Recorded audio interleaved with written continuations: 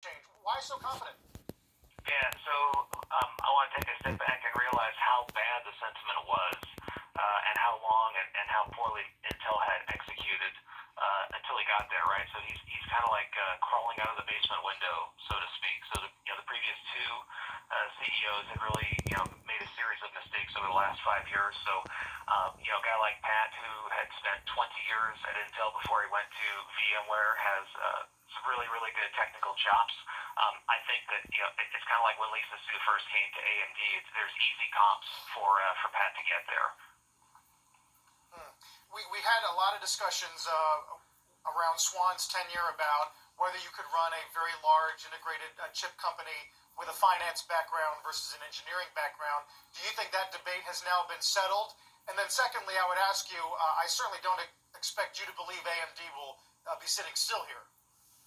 Yeah, definitely. So I think Bob was a great CFO, but again, he did not have a technical background in semiconductors, and I think that really hurt him. I think Bob gave it all he had.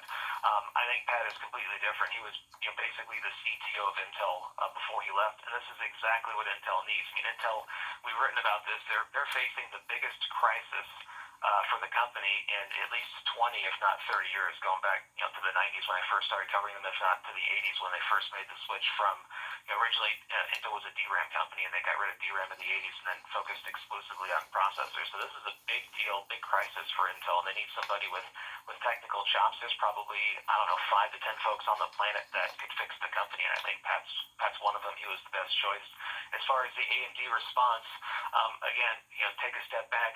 It's not that AMD slash Taiwan Semi, remember Taiwan Semi essentially does the manufacturing.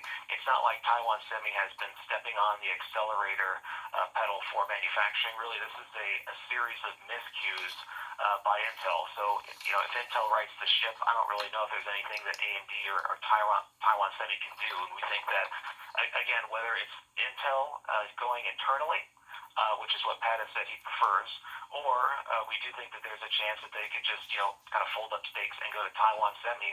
I think within 2 to 3 years, it could look like Intel is pulled even with AMD, and I think that's part of what Pat is going to talk about on the update next week. Yeah, well, Christopher, though, a crisis like this, the one you've described, doesn't get resolved overnight. It takes years, and I wonder, when it comes to your focus on the company and you're trying to ascertain where the stock price is going,